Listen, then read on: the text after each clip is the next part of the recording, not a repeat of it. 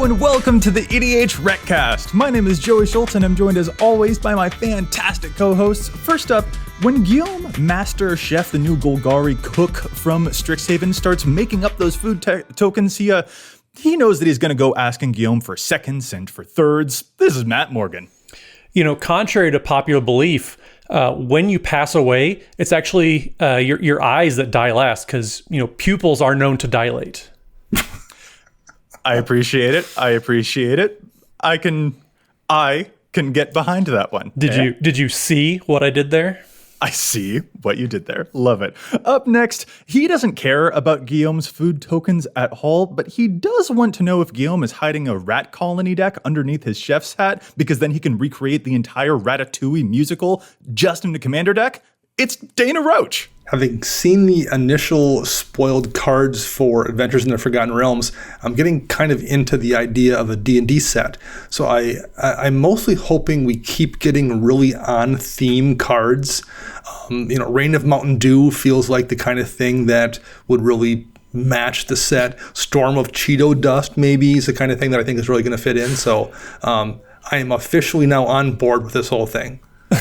Life imitates art, and sometimes I hope that your art imitates life, Dana. That's terrific. Anyway, this is the EDHRECast. EDHREC is the best deck building resource on the web for the Commander format, compiling data from deck lists all over the internet to provide helpful recommendations for new Commander decks. And here on the EDHRECast, what we like to do is give all that data a little more context. Dana, tell us, what is it that we're talking about in this week's episode? Yeah, today we're going to be talking about the different kinds of card draw, and as far as I can tell, that's really only the one where you draw cards and lose life. So we'll discuss that. It should be a pretty fast show.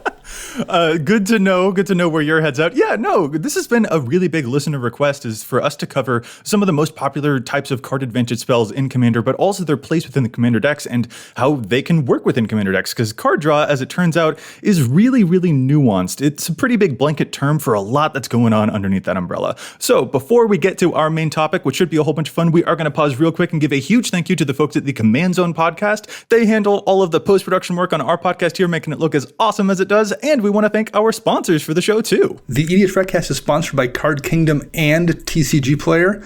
If you are not sure if the new portable whole card is from Forgotten Realms or from the Upper Deck 1991 Looney Tunes trading card series, Card Kingdom will make sure you get the right card from the right set for the right price.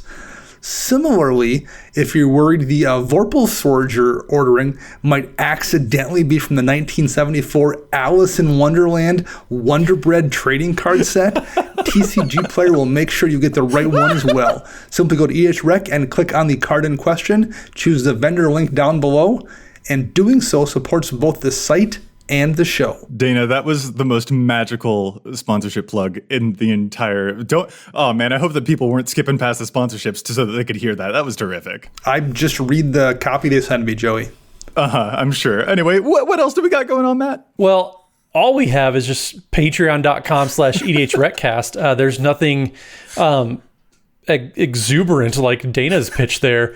My live read today, I'm sorry, folks, is off kilter because Dana just slayed me, as it were, with this plus 20 words of warding against me. But anyways, yep. Patreon.com/EDHRECast is where you can support us directly. We have all sorts of different patron tiers, whether you want to join the Discord community and let Dana know personally, face to face, that, hey, this Vorpal Sword, what's going on here? Alice in Wonderland doesn't fit into these perfect fits that I got. You can do that at patreon.com/EDHRECast. We even have a very special tier where we just give thanks to somebody for just being a patron. That's simple as it is. It's pretty great. So Dan Mui, thank you so much for being a patron. We definitely appreciate it, Dan. And, we look forward to you joining and letting Dana know that whatever those special off-kilter TCGs that he got, they're weird. They are weird indeed. Thank you so much, Dan. And there's also one more thing. I know we want to get to the show topic, but man, we are so excited for this other announcement here too, because one of our other sponsors here on the show is altersleeves.com, and you can visit altersleeves.com/EDHRECast, and if you buy sleeves from there using that code, it shows your support for the show.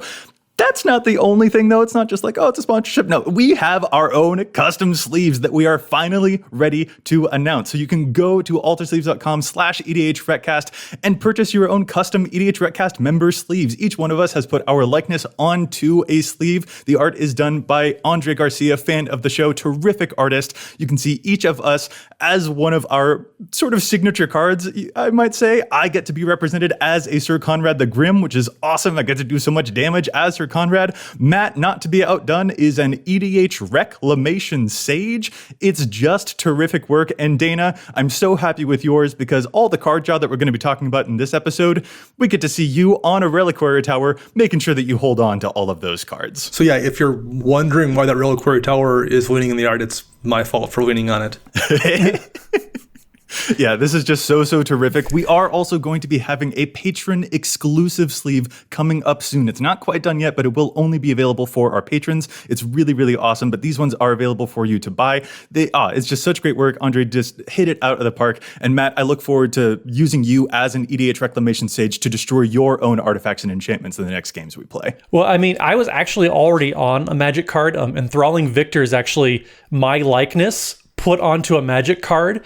But I didn't, I asked them to change the face a little bit. I don't need people coming up to me and saying, hey, but I'm ready now to finally announce my likeness is on a card. Matt, I definitely believe you. That was definitely your first appearance on a Magic card. Definitely agree with you there. Anyway, folks, that once again is altersleeves.com/EDHRECast. It's really awesome. But that's probably enough with all of the sponsorship stuff. Let's get to our main topic. We're talking about card draw, specifically the different types of card advantage stuff that goes on in EDH. Card draw is just huge, which is probably why this has been such a highly requested topic from listeners, because Dana, would you say it's probably one of the most important categories in your deck? Yeah, persistent card draw is card draw attached to a permanent in play that's almost always repeatable. My favorite one of these effects is definitely Sylvan the Library. Does all the things I want. It gives you card draw. It gives you card selection. You can choose to not draw and just pick the card you want. Lets you pay life for cards. Interacts with cool things like abundance.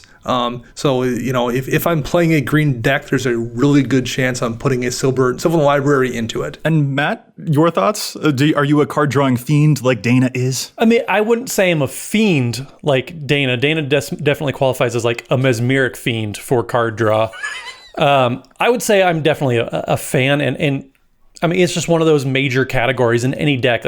You need to have some sort of way that you're keeping up with the advantages that other people are doing. And oftentimes, card draw is one way to kind of cover up a lot of those weaknesses that you might have in a deck, no matter what colors you're in. Finding a way to incorporate some sort of card draw, or at least card advantage. Card draw or card advantage, I should say, isn't always in just pure draw. And not to get into the card design theoretical areas, but there's card velocity, there's card advantage, there's all sorts of different things that you can kind of categorize it into. We're going to be a little more bird's eye view. We're not going to delve deep into game theory on this episode. Oh, very much. There are so many different types of card advantage spells out there, thousands, literally, that we're invariably going to end up missing some of them. Yeah, there's so many. It's just impossible to cover everything about every aspect of card draw in one episode for a Commander game. One thing worth noting about card draw here, obviously card draw is strategically beneficial to the deck you play. It's also fun. It's fun to draw cards, number one, but it's fun when you're playing a deck to see more cards, because the more cards you see, the more ways you have to play that deck out, the more paths you have that appear in front of you. That's what allows you to see the new cards you added in, the cards you changed out, and lets you basically take the decks down the different routes it can possibly go. It lets it play a different way every time.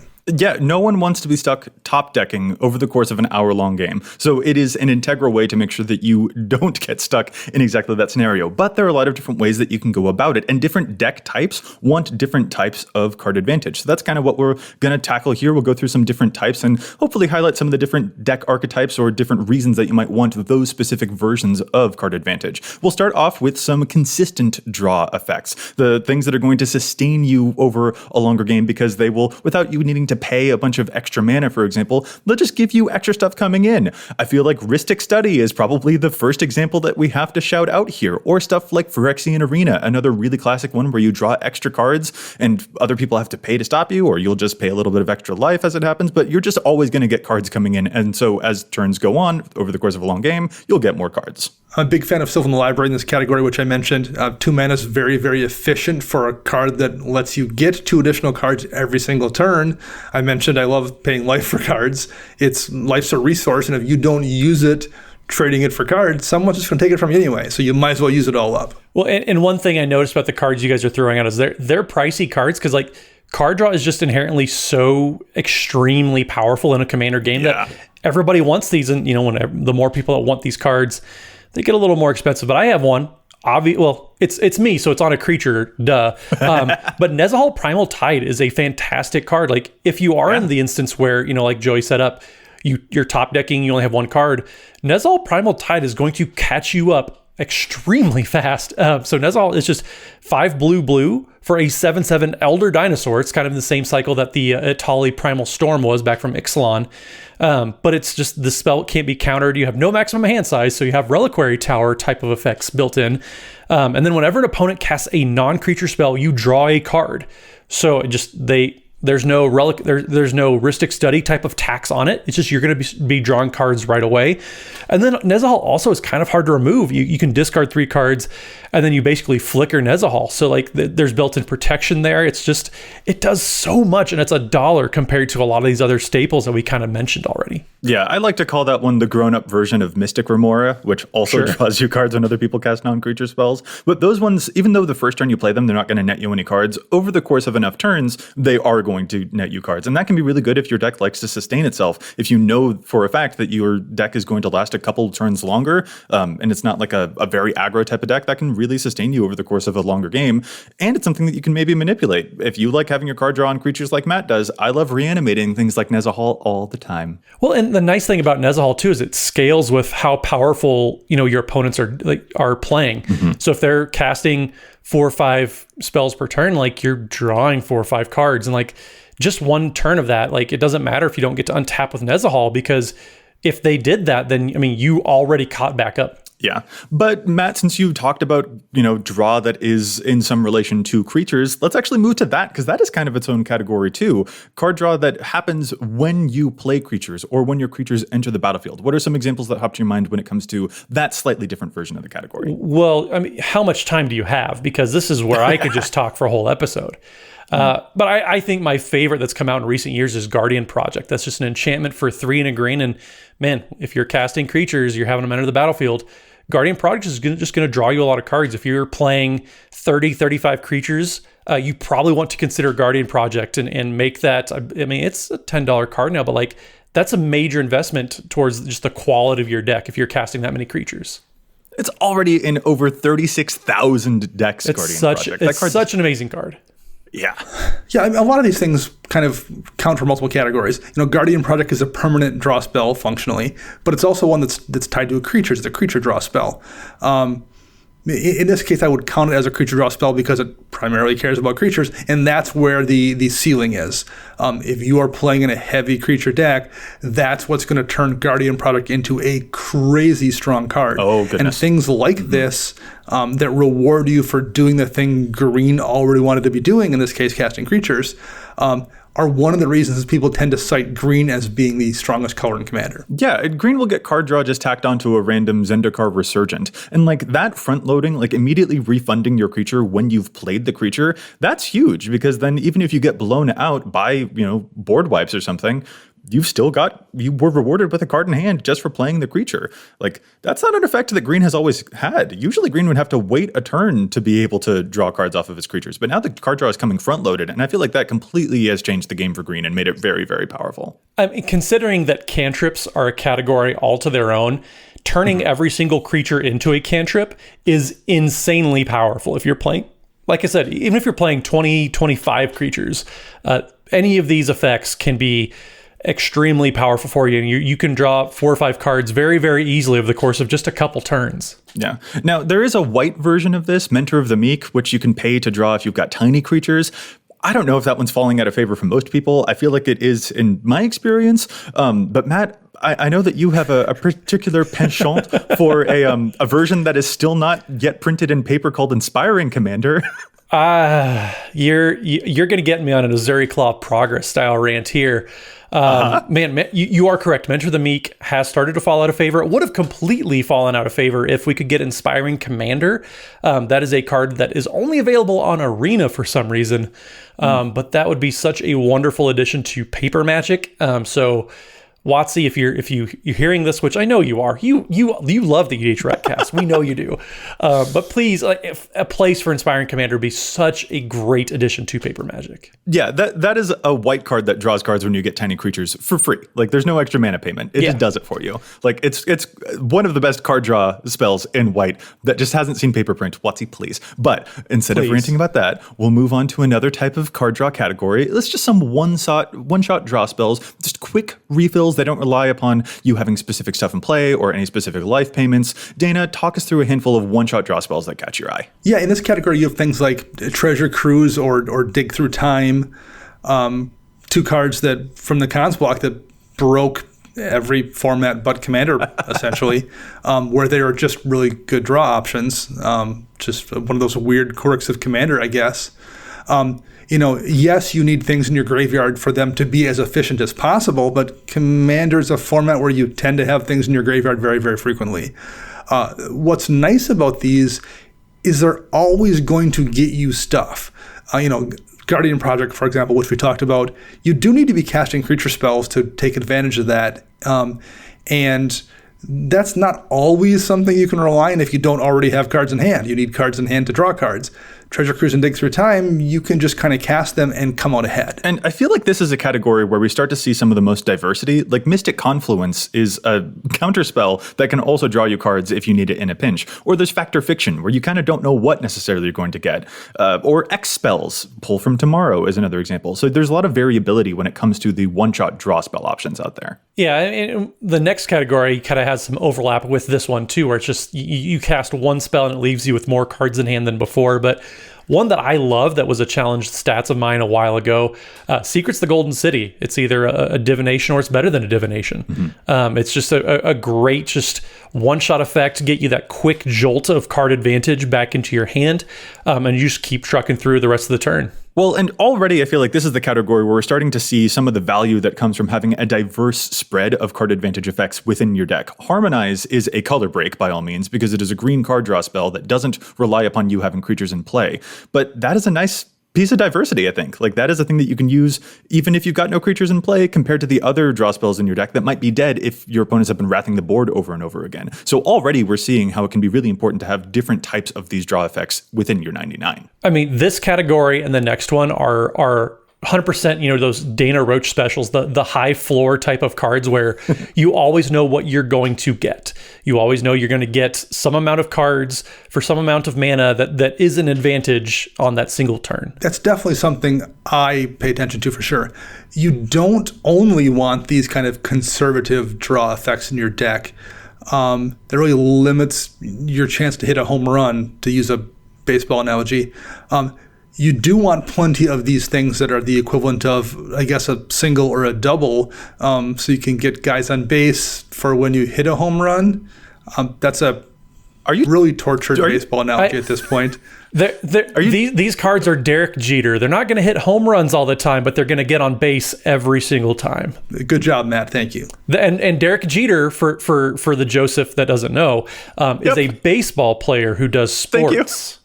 I was just like, are you guys deliberately trying to confuse me? What's going on? I mean, Dana confused himself, if you couldn't tell. I did. I lost the narrative thread there by the end of the baseball analogies. Well, let's ground Dana a little bit more, get him back to earth by giving him the category of some life payment draw options, which to my understanding, Dana, is apparently your favorite thing to do in Commander ever. I said it before, life is a resource, and if you don't trade it for cards, someone's going to take it. You might as well use it up. I like that philosophy a lot. Sylvan Library is also very happy that you feel this way. Absolutely. These are cards, they tend to be in black, although Sylvan Library is in green, kind of the weird old exception from back when the color pie wasn't really very carefully monitored. but black tends to have effects that let you draw slightly more efficiently at the cost of giving up some life. So the kind of the efficient holy trinity I talk about are Night's Whisper, Sign in Blood, and Read the Bones. They're useful on turn 2. They're useful on turn 15. As long as you have a couple of life to spare, you can get those cards in your hand. And they don't necessarily mess up your turn either. Like, you can still play the spell you want to play and also cast those to come out cards ahead. That's interesting to know, but you also don't play as many lots of colors decks, so that might inform you there. And these are just like, I love these. I love Necropotence with all my heart. I love paying life to put a card aside and I'll put it in my hand at the end of it. Like, that thing is so darn good. Matt, you don't seem to play a lot of black in your deck, so I feel like we're maybe outside of your comfort zone, but maybe I'm wrong. I don't know what you're talking about, because the last time we played at twitch.tv/EDHRECast, I was playing my Ukima and Kazir deck, which does play as Dana put it, the trinity of card draw with the Painful Truths and Sign in Blood cards. But one actually that has surprised me with how well it's been performing lately has been Stinging Study. Like, every time that I've seen that card cast, whether it's for me or against me, that card is done really, really well. It's from the new Commander 21 set, where it's just 4 and a black for an instant, where you draw X cards and lose X life, where X is the mana value of a commander you control in on the battlefield or in the command zone. That can be insanely powerful. Like, if I had that in my Vivictus Asmati deck, like that's lose 6, draw 6. At instant speed, I can just hold up 5 mana and at the end of turn, draw a bunch of cards. Like, that's such a great effect. Yeah. The danger with these, of course, is that there are games where you end up at 3 life and then you're like Dana saying, man, I can't draw extra cards because I don't have the life to spare. And sometimes he's the reason that he's at so little life because of how much life he's been paying to draw cards. So again, you probably want a good diverse spread if it's available to your deck. You don't just want to be paying life to draw cards, because that is, while a big resource, still a finite one. So having some diversity there is probably pretty important. See, Joey, where you see a challenge, I see an opportunity. If you draw one of those cards and you're at 1 life, that's when you just go out on your own terms. Don't give fair. Anybody else the satisfaction of killing you. I've actually been playing against Joey in a game where I was trying to find a way with a Painful Truths to manipulate my mana correctly so I could only lose 1 life and draw a card. That's right. And you had an Ancient Tomb in play that was really giving you trouble with all of that. I feel like the Ancient Tomb is your own biggest enemy in any deck you build, Dana. It doesn't draw me cards, but it does cost me life, which I guess is not the perfect transaction. But it's definitely taken me from 40 to 22 in plenty of games. Indeed. But yeah, that can be, Necropotence is certainly a name because this is a potent form of draw. You get to use a huge resource, but that's not, I think, the most potent form of draw that I've ever seen. I'm talking about some cards that draw you stuff when you have a big board in play or big creatures in play. Matt, take us to our next category, do you think? I would love to. So this next category is kind of stuff that's dependent on what's on the board, whether it's creatures, any card type in general, stuff that requires something to be on the battlefield already, which, obviously I'm on board with. So there's stuff that in green, weird that I'm turning this to on the battlefield, talking about green, but Rishkar's Expertise. Like, if we had to talk about a pet card, this 100% would qualify for me. Rishkar's Expertise is just 4 green. You draw cards equal to the greatest power of creatures that you control, and then you can cast a spell that costs 5 or less from your hand for free. This does many things, but card draw is just one of them. But it kind of has a little brother, little sister in Return of the Wild Speaker, where you're just able to draw a whole bunch of cards based off the biggest creature that you control. So the bigger they are, the better the spell performs. These are just wonderful effects. Like, if you're trying to just go over the top, either of these 2 cards are just great ways to do that. Yeah, there's a couple different variants in this board state dependent draw. There's things like Bident of Thassa or Coastal Piracy that draw you cards whenever you deal damage to an opponent, and it's per creature. So like, the wider you go, the more cards you draw. Those are really, really effective in a token deck or any kind of a go wide swarm deck. So there's that kind of thing.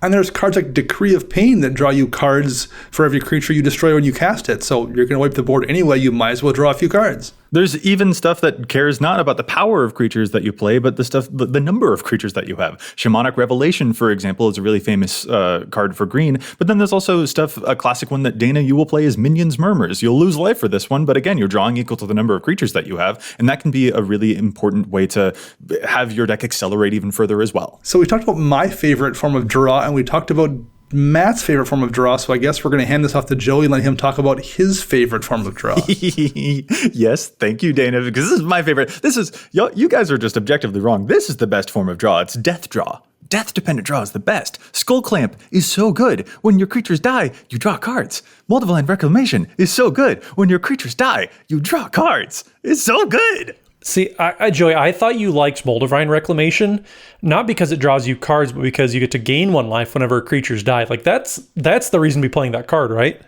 Right? That card could make me lose life, and I would still. I play Midnight Reaper. That one makes me lose life when my stuff dies, but I still draw cards. That's worth it. I will lose life if I'm drawing cards when my stuff dies, because I will make a bunch of tokens, and then they will die, and I get to be the one who kills them. So even your best attempts to remove my stuff just ends up in my favor. I love this type of draw. It's probably a little bit more specific generally to an aristocrat strategy, but that is just how important card draw is to your deck, that you can shape it to a specific strategy that you're playing. Oh man, I absolutely love this type of draw. How do you guys not? You're missing out. Because, well, we already talked about why we love our favorites. You know, you can do your thing. That's allowed. It's okay that you're wrong, but there are actually, believe it or not, green spells, not black, but green, that I enjoy in this category too. So I will give it to you. There are some cool effects. Momentous Fall. Joey, I know you love your sack outlets. Somebody targets one of my big spells. Or one of the big creatures, I should say. Momentous Fall is just a way to turn that kill spell into some card draw and some life gain. I'm a huge fan of Momentous Fall. Not even as like a sack outlet, but just like, okay, you're blowing something up. I'm going to get something on the way out. So yeah, I do agree. Yes, you're going to kill something, but I'm going to get some value on the way out of the door. So Momentous Fall isn't the only version of that in green. You have things like Greater Good, which is an enchantment for 2 and 2 green, where you sacrifice a creature and draw cards equal to its power and then discard 3. That discard's a downside sometimes, but like it's not a downside in some decks. In some decks, it's a fantastic upside. There's also a sorcery speed version in the Life's Legacy where you can sacrifice a creature as well and draw a ton of cards. And in green decks that are running monstrous, green creatures, Life's Legacy is a very efficient draw spell plenty of times too. Even more so if you're in one of those green style decks like Joey tends to play, where putting things in your graveyard is, once again, not a downside. I just like it's so wonderful to see the different variants that you get even within these different subsections, because some of them will go towards high power, some of them will go towards just having a whole bunch. And that's just the importance of like, in my Marin of Clan Neltoth deck, this is the type of draw that I love to see, but I'm not going to play as many of some of the other types that we've talked about. Rishkar's Expertise doesn't do a whole lot in that deck, but some of these other death draw effects are way powerful. So it just kind of always goes against, there's never an auto-include type of card, even if there are staples of the format. Sculpting the card advantage selections that you have to your strategy will pay off in huge dividends. So we've talked about draw that like thematically matches the color where it tends to show up. So it makes sense for black to trade life for the power of card draw. It makes thematic sense for green to have its card draw tied to creatures. The impulse draw that we often see in red really thematically fits the way red plays. You have to use that thing right now. Impulse is a perfect name for it. You exile those cards and you have until end of turn or oftentimes end of your next turn to use them, or they go away.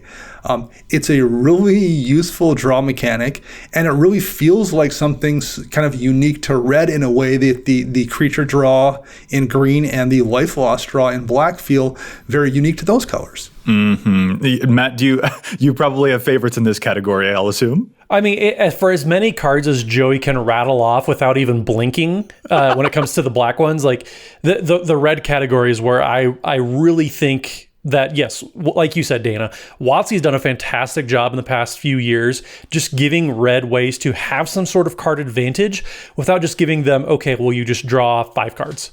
Right. Stuff like the impulse draw. I know you're a huge fan, Dana, of Jessica's Will, where you get to exile the top X cards of your library, get to exile or get some mana as well. And if you have your commander, you get both. Like, that's a card I think all 3 of us have cast 2 fairly good benefits from it.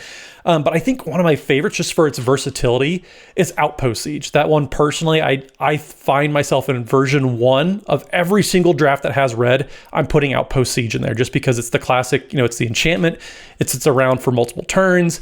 And just at the beginning of every turn, you get to exile a top card of your library, and you can play it that turn. Like, that's just an extra card draw, kind of in the vein of Phyrexian Arena, except it's in red. That was the first red draw card I saw where I was like, oh, they figured it out. They figured out how to get red card advantage, and they figured out how to do it in a way that feels really, really red.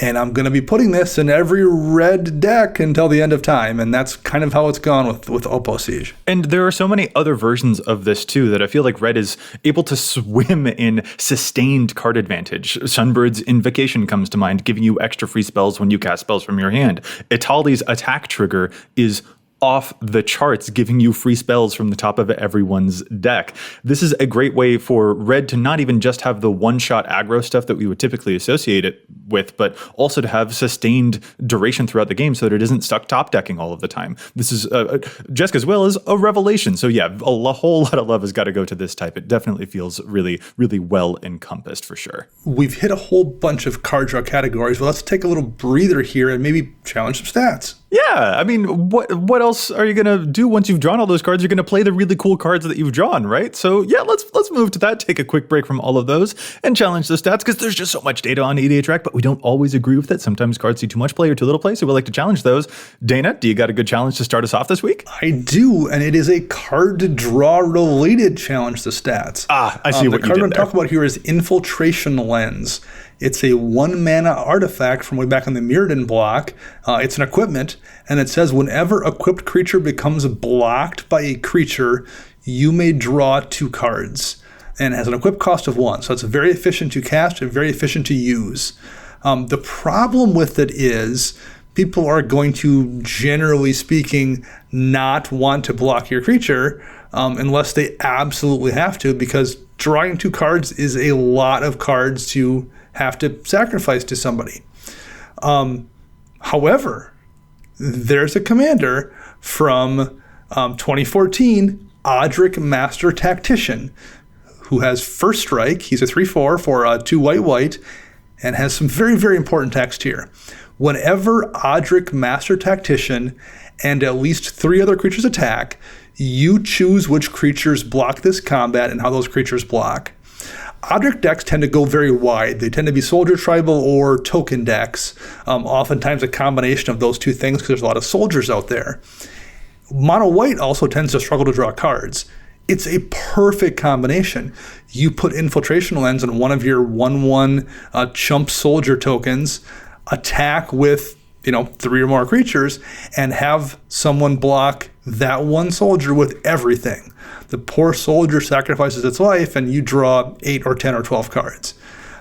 It's an amazing card in Odric Master Tactician decks, and for some mysterious reason, it's only in 21% of those lists. So I think if you are playing Odric as your commander in mono white, and your deck is going wide, which it almost definitely is, you should be running Infiltration Lens, and people should be running it at a much higher rate than 21%. All right, well, Dana, my challenge for this week isn't quite the card draw spectacular that you've pulled off there, but it is an artifact that provides you with some sustained advantage, so we'll see what you think of this one. It comes from one of our patrons, Han Shot First from our Discord, mentions Isochron Scepter has a really fun non-infinite home in the commander Gargos Vicious Watcher. Gargos Vicious Watcher is that Hydra that can fight stuff if you target it with your own spells, which means that it is typically full of a whole bunch of little instants that let you target your own creatures. Stuff like Withstand Death, for instance. Just a bunch of little things here and there that will give it hexproof or give it a nice buff, but that also have some extra benefits to have Gargos do some extra fun things. And Izargon Scepter is a perfect thing to pair with those because you can exile one of those 2 mana or less instants onto the Izargon Scepter, and then you can cast it over and over and over again to perpetually protect your commander and to have it keep fighting things over and over and over again.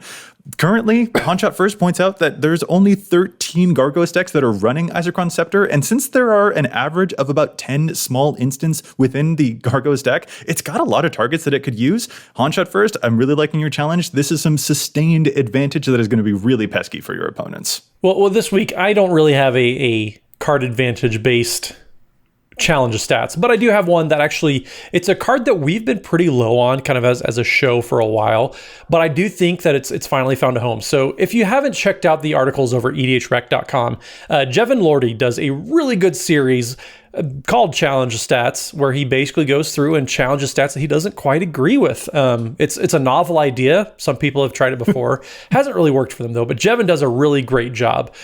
He's got some great guests. He had One More Mana on for a recent article. He had Chase at Mana Curves on Twitter, great friend of the podcast. She's helped it with a couple articles too.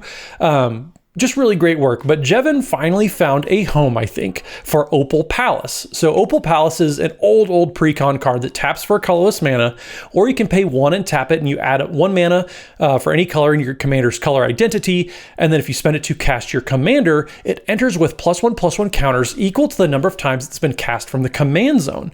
So it's not a great card. It's color fixing, kind of. But one deck that I really do think that it shines that he points out is in Lisa's Shroud of Dusk decks. So Lisa is back from Commander Legends, is 2 white and a black for a 5/5 angel. It says you can pay 2 mana or pay 2 life rather than paying command tax every time that you recast Lisa. And she also has flying and lifelink, and then whenever a player casts a spell, they lose 2 life. So you see a lot of life gain decks built around Lisa, but also just being able to put +1/+1 counters on a commander that is going to get targeted a lot, but you also recast a lot. Opal Palace has a chance to put quite a few +1/+1 counters every time Lisa comes back into the battlefield.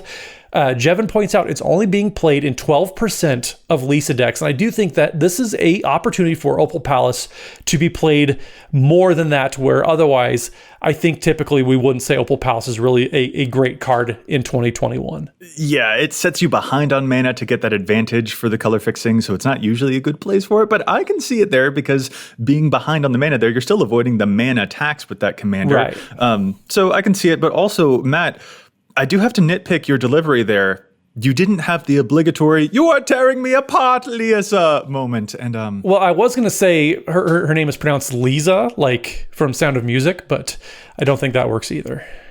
I call it I say Liesa, but I don't know, I feel like I've completely lost the thread of this. Anyway, appreciate the challenge. So, okay, in the first half of the show, we covered some of the more classic forms of card advantage, but we're not out of them just yet. And we'll go through a handful of other versions of card advantage, maybe some card selection variants out there that also definitely come up in the course of EDH games. Dana, take us to a new category. Tell us about cantrips. I mean, D&D is coming up as a set after all, and I think that that's where cantrips originate as a name, so it feels appropriate, right? It does. Cantrips are very, very efficient spells generally. They don't really put you up cards. They don't give you card advantage. They give you card quality, basically. So like to use Brainstorm, for example, instant speed, 1 mana, you draw 3 cards and then put 2 cards back from your hand on top of your library. So yeah, you're drawing 3 cards, but you're not getting 3 cards ahead. You're losing Brainstorm and you're putting 2 back on top of your library. So it's a good spell, particularly if you're like doing top deck manipulation, or if you have ways to shuffle away the cards that you put back on top, assuming you don't need them. But it doesn't like get you ahead. So it's kind of a little more niche here. Yeah. In Commander, when you don't have a ton of shuffle away effects, you can brainstorm lock yourself. So, Matt, I feel like you're probably a bigger fan of the stuff like the Ponders and the Preordains in that case. Absolutely, yeah. And this whole category, I struggle to say it's card advantage. This is more card selection or card velocity, like ways to get through your deck. But believe it or not, there are non-blue ways to kind of quote-unquote cantrip. Cathartic Reunion, there's a lot of different effects in red that you can discard a card to draw multiple cards. That's one of my favorites, especially in a blue deck, actually, with my Riel the Everwise deck. Cathartic Reunion, even without Riel's static ability, is just a good way to get rid of some unwanted cards and then just refresh that hand with 3 new cards. That's the kind of cantripping that I like a little bit more than in the blue versions that we often think of. Well, and I'm not sure if that counts as cantripping so much as a different category for rummaging or for looting, for drawing and discarding, or discarding and then drawing. And in that same classic vein, you've got your faithless lootings as well, so it's pretty famous in red. But there's also blue versions. Dana, I know you are a huge fan of Chart a Course. Yeah, it's an efficient way to get cards ahead if you want to get cards ahead, and if you want to put a card in the graveyard to do Joey kind of stuff, you have that option. So it lets you kind of flex back and forth, and you can make the choice about how you want to handle that. And that seems to me, just to take a brief pause about the ways that we ourselves are playing some of these card advantage effects, the slimming down of your card draw advantage effects, Dana, in your decks, just slimming down to the Chart a Course or the Night's Whisper. Like, you seem to really love those really cheap versions of card draw spells, whereas someone like Matt seems to really like the really big Hurkin ones, like the Vrishkar's Expertises of the world. What is a Hurkin spell? I need to know. It's like a Hercules recall, but it's nothing like that. It's actually completely different. Oh, I'm just befuddled by whatever that word was supposed to be. But I do like my big crazy spells like Rishkar's Expertise, but decks need some of these lower, and just mana efficient ways to kind of get some sort of card selection.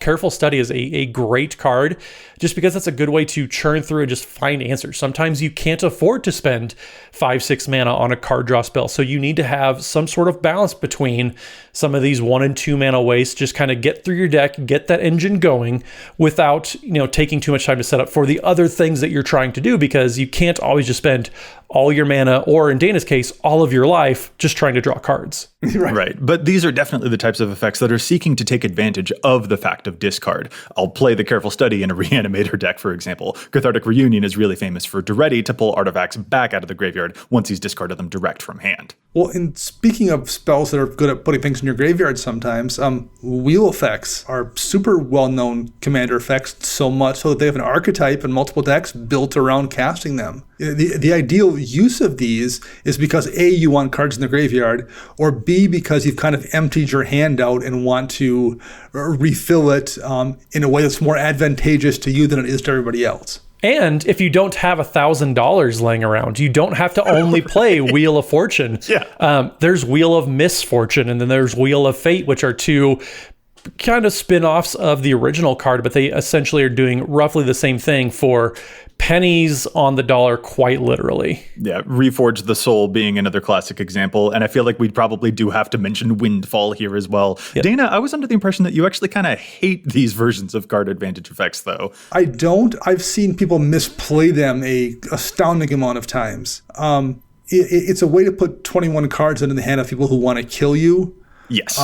And that's very, very risky. You have to have a plan for how that can be turned to your advantage. Because if you're just casting wheels, hoping to draw 7, with no way to kind of deal with the fact that you're giving away 21 cards, that can go very, very badly. Yes.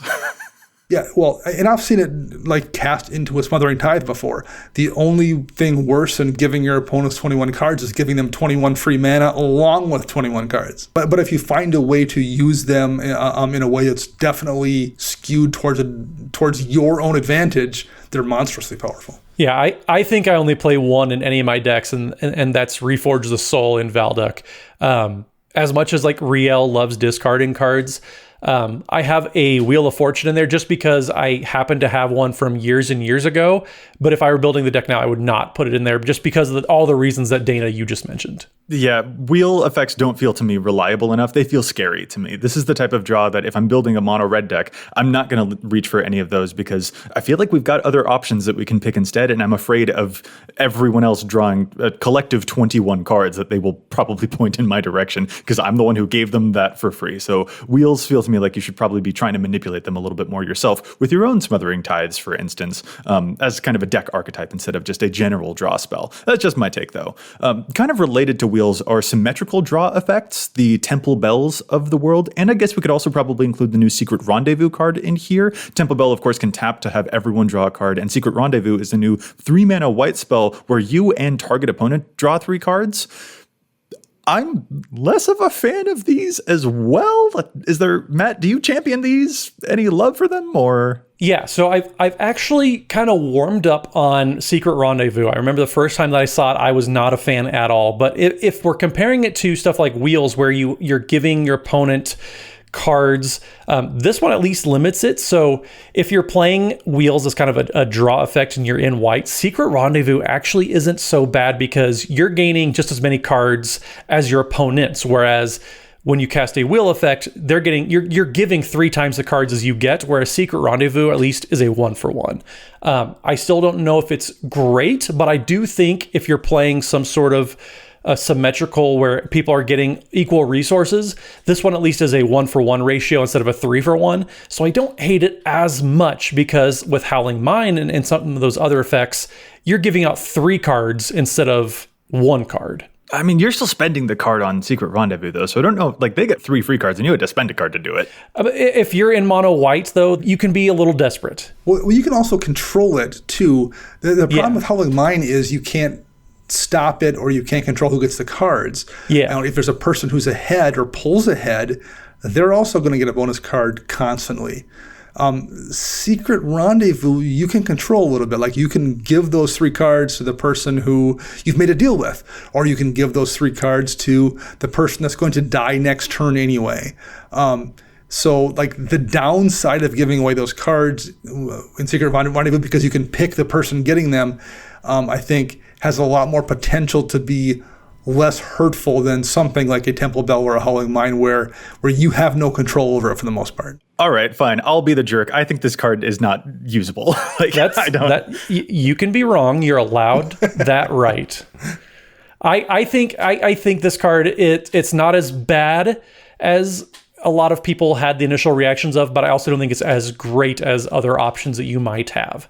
I think it's a perfectly fine card, but like Dana said, like the fact that you can give it to the person who's going to die on their upkeep, it makes it inconsequential at that point. So I think there's enough ways that you can control it in white decks where the downside isn't near as heavy as some of the Howling Mine type of effects. I don't like draw spells that cease to be good when I am down to a 1-on-1. That sounds like a spell I do not want to cast when I'm down to a 1-on-1. That's a lot of cards, though. 3 cards to my opponent when I'm down to 1-on-1. That makes it equal, and the equal is the thing that you said you were afraid of. I hope that Wizards is interested in more than just this version of card draw for white, because I feel like this one will have a lot of problems built in, I guess. There's also a lot of other things that they've explored. Stuff that kind of enemy-dependent draw is another category that I guess we could label here. The Mangara, I feel like, deserves a sort of a shout here as another way of drawing cards in white, where if an opponent has cast a second spell, you'll be able to draw a card. And there are a bunch of other types of effects out there in the world that depend upon what your opponent does for you to draw cards. Sire of Stagnation is another example that comes to mind, where when your opponents play lands, you'll be able to draw cards. Mangara, I feel like, has also been a bit more of a dud in my experience as well, even in mono white. Dana, I'll pass it to you. Do you have positive impressions from Mangara? Is this a good experiment that you want to see more of, or was it not enough? What do you think? Yeah, I tend to not like draw attached to creatures for the most part, to the point where, like, when I'm tallying up my draw sources in a deck, I don't count draw on creatures. Not that I'm not going to take it, but like, when I want to make sure I have X amount of draw effects in a deck, I just don't count that Consecrated Sphinx in my Sphinx deck, for example, because I feel like that stuff is too easy to remove You can remove that Guardian Project, but it's much more difficult to remove an enchantment than it is to remove a creature. So I kind of look at that like a bonus. Anything I get from a creature that draws me cards is just kind of gravy. I'm not counting on that to be something that's going to consistently give me cards. Yeah, the fact that they're answerable, it does put a damper on a lot of these types of cards. I do agree. It's a little fragile. It's a little hard to do unless it's like an ETB type of trigger on a creature. Psychic Possession, I think, is something that is probably a little more reliable because, yes, it is enemy dependent, but it's an enchantment versus a creature, so it's a little bit harder to get rid of. And you can pick whatever opponent it is that you think is going to be gaining the most card advantage, so you're able to just keep pace with them. Or if you're Dana, you select the person that's going to draw 0 extra cards all game. And in that case, it's me, and I draw just 0. Until that Decree of Pain comes down and you can draw 10 or 12 or 14 or whatever, and then That's true. Your choice looks brilliant. Then we have a party, and high five. For reference, folks, they are referencing games that we've played on twitch.tv/EDHRECast. Psychic Possession is a really good enchantment. When they draw, you draw, and there's a lot of stuff that you can definitely glean off of that for sure. So yeah, enemy dependent is a sort of thing, but that is also something to be aware of because that's putting your opponent in control in certain ways, and that can also be a little bit rough. So I kind of want to move real quick to reasons why I don't like some of the options that we discussed, Angara or Secret Rendezvous or Temple Bell, as things to pursue for mono white, because I feel like we've actually got other artifacts out there that kind of shore up some of these problems instead. I'm thinking of Mazemind Tome. I'm thinking of Endless Atlas. I'm thinking of Tome of Legends. I'm thinking of Sandstone Oracle. I feel like there are actually some really good cards out there for mono white. Well, you threw a lot of cards out there, so let's kind of cover those real quick. Tome of Legends is one that's great. You know, it comes into play with counters, and you can tap it to draw cards. And then whenever you get your commanders attacking, you're going to put those counters back on there. So you're able to just kind of keep a steady flow of card draw coming with Tome of Legends. And that's one that I think both of you, I haven't had a chance to cast it yet, but both of you on twitch.tv/EDHRECast have used Tome of Legends, and it's been great just every single time we've seen it. As kind of a barometer for how effective Tome of Legends or Endless Atlas are, I've seen them show up in decks that aren't just like mono white or mono red. And after seeing them perform in those decks, that seemed like a reasonable choice. So if a draw spell is good enough to run in non-red or non-white decks, particularly non-white, I guess, these days, if it's good enough outside that, it's definitely good enough in those white decks. That's definitely a mark of it being a successful and effective draw spell. Well, I'm thinking also of the card Coveted Jewel. It enters the battlefield and it draws you 3 cards and it taps for 3 mana. But if someone else attacks you and goes unblocked, they will steal it from you. There are ways that you can actually be tricky with this. The new Osgir, the Reconstructor, he can exile that from the graveyard to get 2 copies of that card, draw 6 cards right off the bat, and then immediately sacrifice those if he wants to so that no one can steal them. Like, there are some clever tricks that you're able to pull off even within the Boros colors that I feel like are just absolutely terrific for folks to capitalize on that don't require some of this other sort of clunkier spells like the Rendezvous. See, I'm going to take all of the arguments you used against Secret Rendezvous and apply it to Coveted Jewel. I don't like Coveted Jewel because of all those extra steps you have to take to prevent your opponents from getting that. Like, that requires a few extra moving parts versus a one shot, but like there are different cards in this category that can shore up weaknesses without giving bonuses out. Embrace the graveyard, Matt. I encourage you.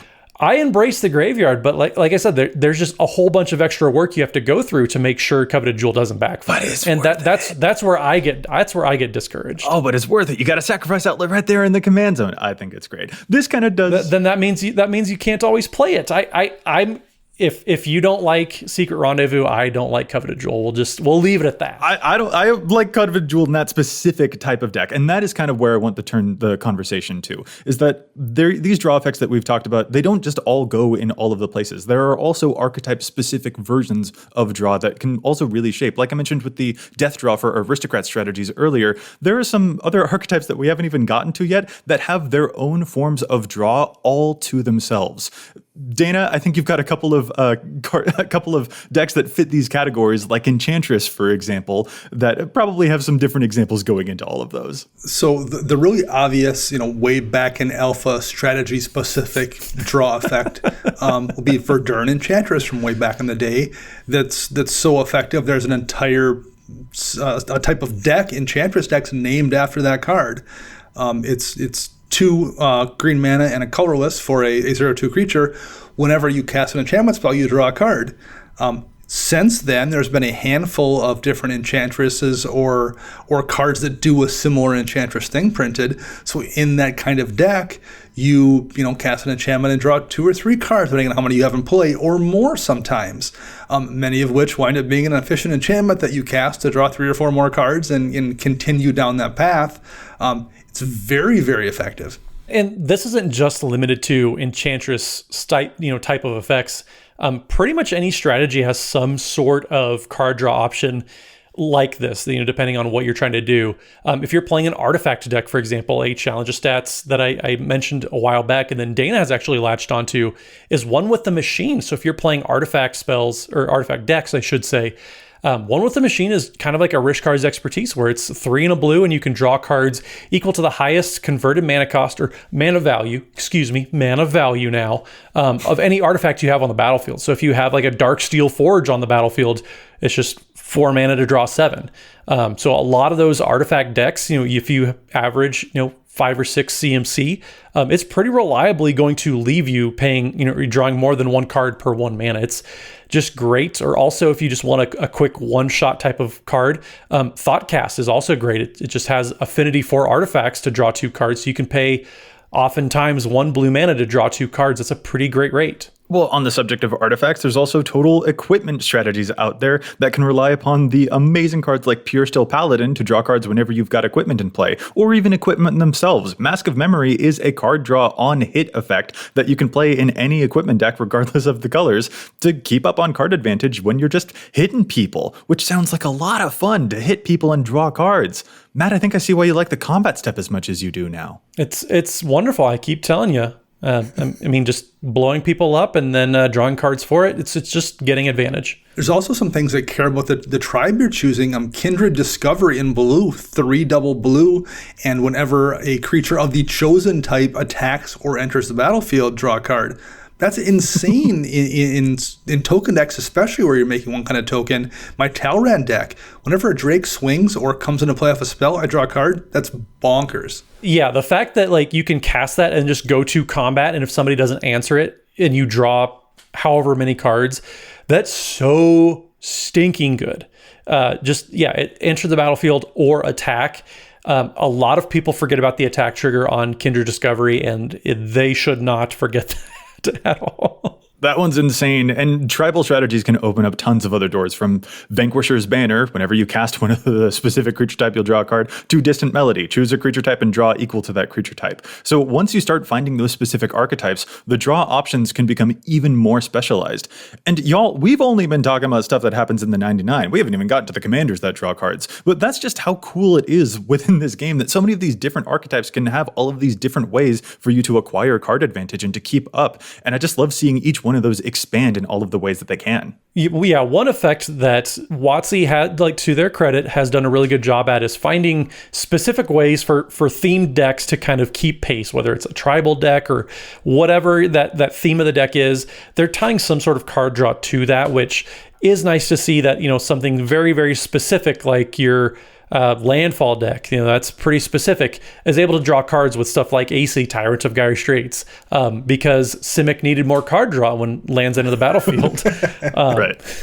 But yeah, there's a lot of different ways that just whatever the theme of your deck is, you can probably find some way to draw cards and get some sort of card advantage from doing that specific thing. Yeah. And the main takeaway, now that we're kind of wrapping up, because y'all, that was a lot of different types of card draw, but that's how many, and we missed some. There's a lot more out there. And as you get even more niche with your archetypes, you might find even other versions out there. But it's important to me when deck building to keep in mind that there are so many types of card advantage effects out there, and to diversify the options that I'm putting into my deck. There are some decks where I'll want to be very specialized, but even within specialized decks, I'm going to have a good variance. If all of my card draw effects are long-term draw, then that could leave me kind of stuck when I need a quick burst. Or if all of my draw depends upon me having creatures in play, well, all my opponents have to do is kill all of my creatures, and I'm just stuck top decking basically forever. So having that variance, having a spread, is just super vital for Commander. This is one of the first things that jumped out at me when I first started playing Commander.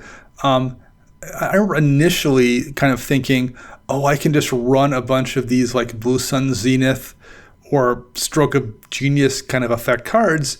And like, I'll get to that point in the game where I can, sink 8 mana into it or whatever and draw a full grip and like jump so far ahead of everybody else.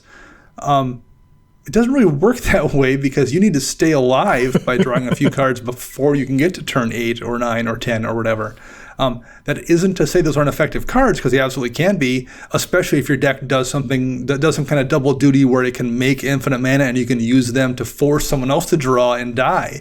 But if you're just relying on being able to cast these giant X draw spells to fill your hand, you're going to be in trouble surviving long enough to get to the point where you can actually cast them. Yeah, for every Rishkar's expertise, you do need some sort of early game way to get to the point where you're casting your 6 mana spells. Like Dana said, for every alley, there's got to be an oop. So yeah, just there's a little bit of a give and take, and it takes time. Like we always say on the show, like it's more art than science. There's no formula for what your card draw suite needs to look like, because sometimes you need it built into a lot of your creatures, like Joey's necromancy decks, and sometimes like where you're Dana, you need those short bursts just to keep you pacing, and then you can set up for your bigger turns later on. So a lot of it is contextual, and we mentioned stuff for specific types of decks, and we mentioned some more general stuff, and chances are you need both. Mm-hmm. And again, this wasn't even with us discussing the card draw that comes within the command zone when your commander can draw cards. I think we'll have to save that for a different episode, but it would be really interesting to see how that affects the type of card draw that decks are running. Card draw is just huge in Commander, and we hope that this episode has given you a bit more tools to help find the different types of draw that might feel best within the particular archetypes or the different strategies that you happen to be playing. And Matt, when we next battle, if it ends up in a tie, I hope that we'll call it a draw. A card draw? A card draw? Did I not dad joke right? Am I bad at this? You did. You did. That was fine. That was like baby's first dad joke. You're the little Padawan that could. You're finally learning. We're proud of you for it. Wait, is it a Padawan? A little Dadawan. A little Dadawan. A little Dadawan. There we go. There we go. He took it from me. Well, on that absolutely confusing note, after talking about all of that card draw, how about we run out of cards in our deck and we'll call this episode to a close? What do you say? Fellas, if any of our listeners want to get in touch with us, where is it that they can find you? Well, Matt, that was a perfectly fine segue. Don't even. Let's tell us, where can folks find you? Well, you can find me at Datamus55. Mathimus55 on Twitter, Mathimus 55. And don't forget twitch.tv/EDHRECast. You may have heard we are playing games every Wednesday evening. We have awesome guests every single week. This upcoming week, actually, one of our very special editors from over at the Command Zone, Murph, is going to come on and play some Paper Magic. We're very much looking forward to that. So tune in Wednesday evenings for all the great webcam games. And Dana. You can find me on the Twitter birds at Dana Roach. You can find me every Friday on the other podcast, CMDR Central, and once a month I'm writing articles for EDH Rec and for Commander's Herald.